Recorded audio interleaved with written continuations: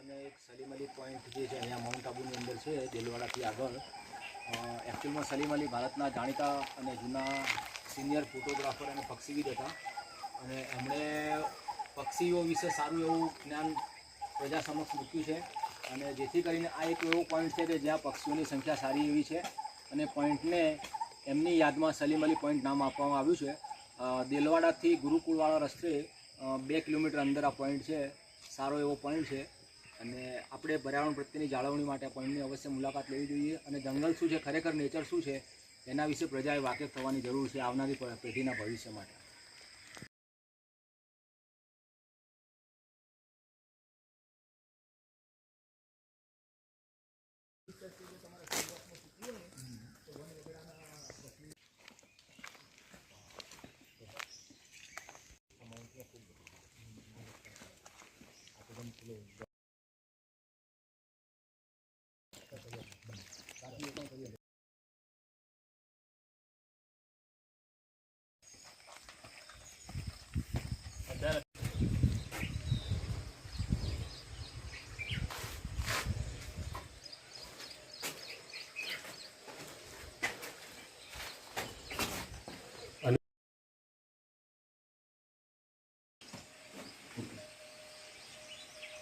Salim Ali point આ જગ્યા છે.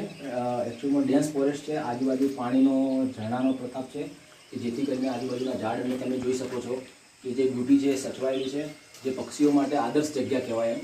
અને ઇન્ટિરિયર આવેલી હોવાથી લોકોને પણ એટલી બધી ધ્યાનમાં નથી અને જેના કારણે અહીંયા પક્ષી સૃષ્ટિ સારી એવી સચવાયેલી જોવા મળે છે. અને વન વિભાગ દ્વારા એક આ નાનકડી કુટીર સેફટી એંગલથી ઊભી કરવામાં આવી છે કે જેથી કરીને જે લોકો પક્ષીઓના અભ્યાસ વિશે જાણવા માગતા હોય તો સારી રીતે એનો અભ્યાસ કરી શકે.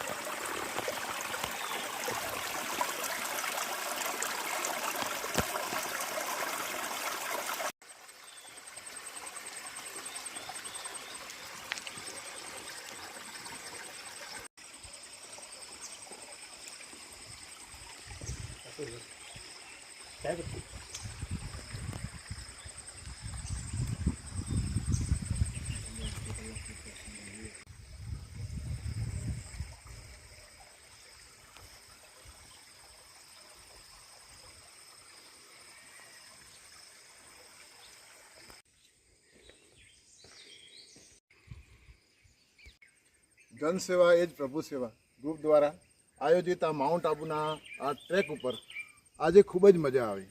અમારી સાથે અહેમદભાઈ હાડા અને નીતિનભાઈ, જયેશભાઈ, અશોકભાઈ, બાપુ, એમની સાથે આજે એટલી મજા આવે છે કે વાત છોડી દો.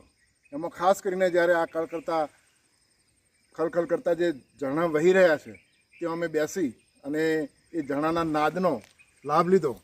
એ તો અમારા માટે એક અદ્ભુત અમારા માટે બની ગયો. અને આ એટલી સરસ જગ્યા છે કે મને લાગે છે કે આપણે કંઈ કુલુ મનાલી કે મોટી મોટી કોઈ જગ્યાએ જવાની જરૂર નથી.